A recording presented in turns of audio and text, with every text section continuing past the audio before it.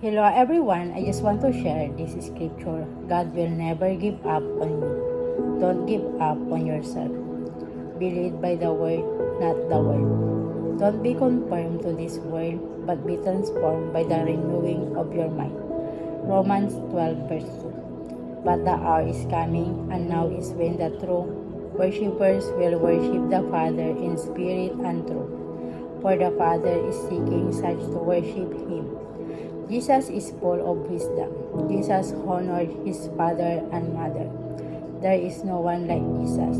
His love is unmatched, His mercy unending, and His power eternal. No figure in history has transformed lives the way He has shown. The circumstances may say one thing. It's tempting to talk about that, but you have to get in agreement with God. Lord, help me to stay faithful to you.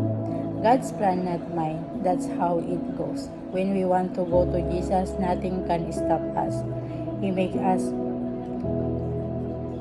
makes a way or a wave. No wave is bigger than the one who walks on water. God is winning battles for you that you have no idea about. God doesn't owe us a second chance, but He gives it freely because of His love. He was the best. So many second chances. I'm so grateful that God is a God that keeps on giving. He has given me more chances that I can't count. Thankful for His mercy and grace, His will, His way, and my faith. God, I'm still here and I'm trusting you completely. It has already redeemed so much for me. Embrace the surrender. You can't more unheal if one foot is still stuck in the past. Some things weren't meant to be fixed, they were meant to be finished. You're holding on to what God is trying to move you past. Not everything broken is meant to be repaired. Some doors don't need restoring, they need closing.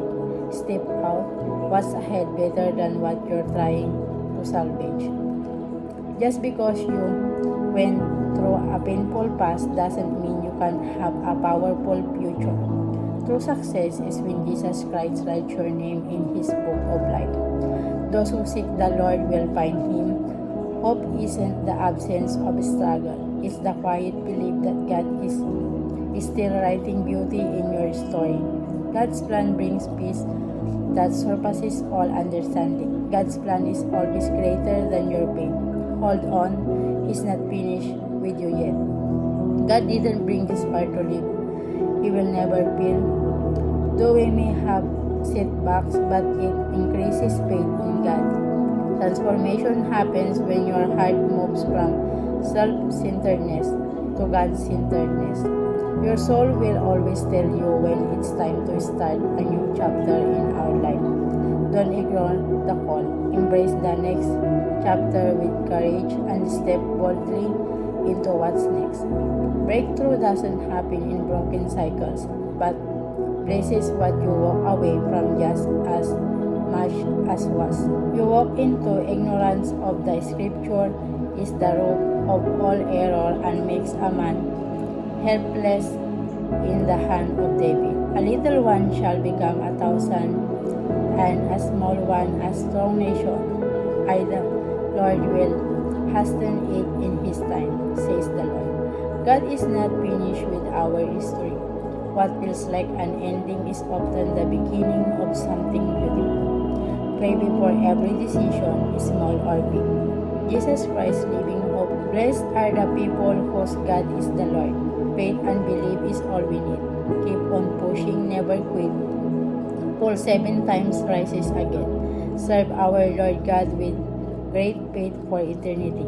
Follow our Holy Lord Jesus Christ.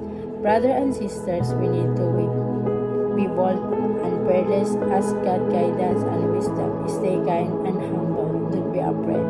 Don't lose hope. Remember, there's a rainbow always after the rain. For every sunset, there's a sunrise. True wisdom brings joy and blessing that can be measured. Worship Jesus with everything you are. He made for you His glory. Grateful for a God who never gives up on us. Every day is a new chance to walk closer with Him. Thank you, Jesus, your deliverance, and that you continue to deliver us every day. And thank you for loving all of us more on Him, abiding Him, and yielding Him. Live fully today and trust that God holds all our tomorrow. Thank you, everyone. God bless you.